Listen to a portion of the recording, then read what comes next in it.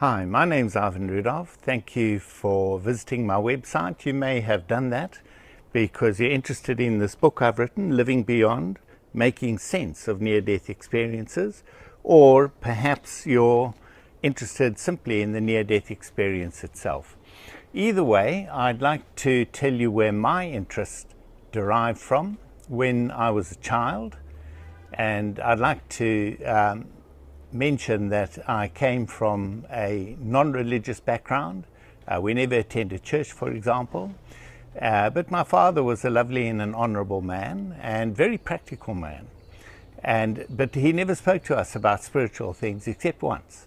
He died after a heart attack in his late 40s, and at that time, once he'd had that heart attack, he recovered, and then he told us that he no longer feared death, and he was wanting us to adopt the same approach, that death was nothing to be feared.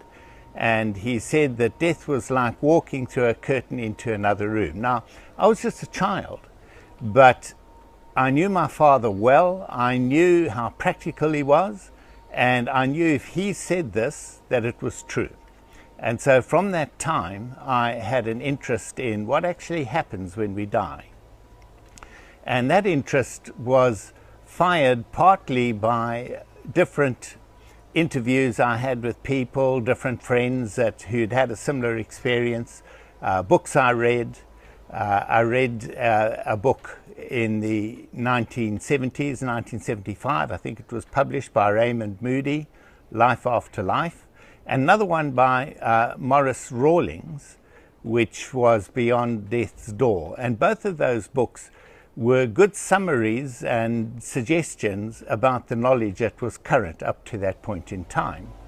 Since then, there have been many books written about the near-death experience, but generally by people who've had this phenomenon occur to them, and they describe what they personally went through and learnt, but it becomes very hard to put the whole picture together because a lot of the accounts might even appear to be contradictory. So I decided a few years back that after 40 years of researching and talking to people, I had a grasp and an understanding that I would like to share with people that perhaps would help everyone to get a deeper idea of the phenomenon and how to interpret different events that happened in different books and researches and so forth. And so I set about gathering more and more information. At the time, I was a science teacher. I love science, I've always have. I think science is a great servant of mankind, and it gave me some skills that I've managed to use in analyzing the data that I've gathered. You'll find in my book over 270 references to quotes and to researchers and so forth. I don't want it to sound dull. The book has been written in a easy to access genre, at least I believe so. And so do other people who've read it and commented on it. But nevertheless, it's also a book which has been robustly, as regards the material, robustly chosen in the sense that I have not put in witnesses whose testimony, I feel, might not stand in a court of law. What they say may well be true, but they may have something in their background of a nature that would mean that their testimony might be discounted in a court of law. So when you read my book, you may well find that there are certain quite well-known accounts of near-death experiences that I don't discuss at all because of this kind of factor. After all, we do depend on what people tell us, and therefore we need to have absolute reliability on what we've been told.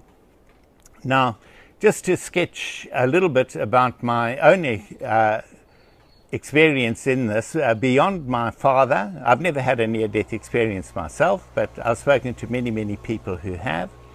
One of the most influential after my father was when I was in my mid-20s. I spoke to a man called Bob Bosworth. Now, he's the son of a very famous Christian preacher, F.F. Bosworth, and he was actually a religious man and a missionary at the time in Africa, and not only in mission work, but in many other ways he was a great help to the African people.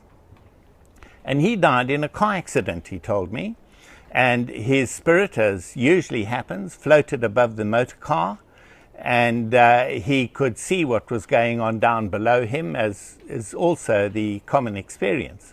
But Bob then traveled from that position to meet with ancestors and then with others, including Jesus Christ, in a paradise section, a beautiful garden area that he found hard to describe. It was so wonderful.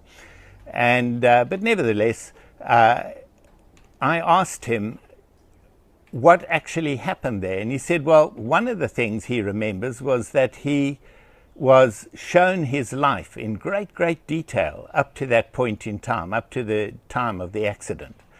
And I said to him, oh, were you worried about judgment for what you'd seen? And he said, no. He said, this is all prior to judgment. Judgment is something that lies ahead, that the details of our lives are obviously kept and recorded, but that this is prior to judgment. And from Bob's analysis, I started to realize that there's a purpose to near-death experiences.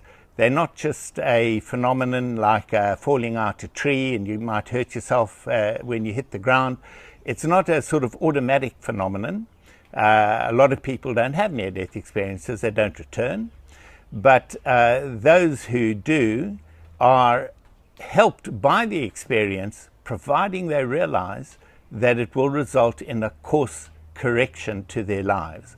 Another very influential man I spoke to in those early days, around about the same time as when I spoke to Bob, he was running a farm for drug addicts and other people out of prison and places, just to help them to recover in a good, healthy environment. And he and his wife ran this farm, and he told me that during the war, he had been in a trench into which a shell had fallen, and suddenly he found himself floating above the situation. And as he looked down at this trench and he thought, my, those guys are in a tough spot.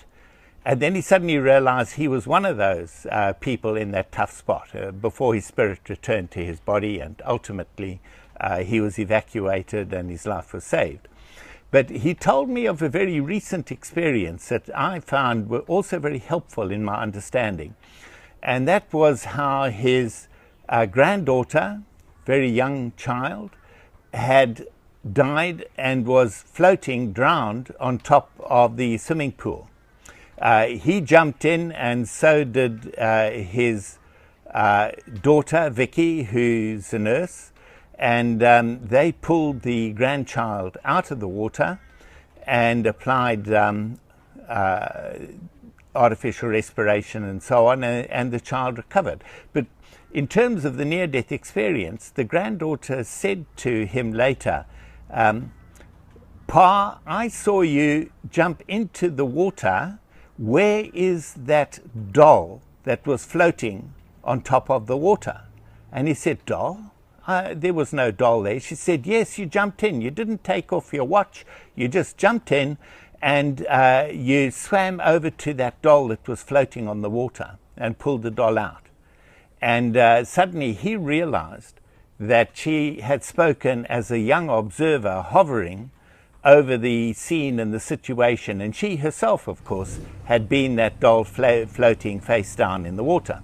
And that again made me realize various little things about the near-death experience.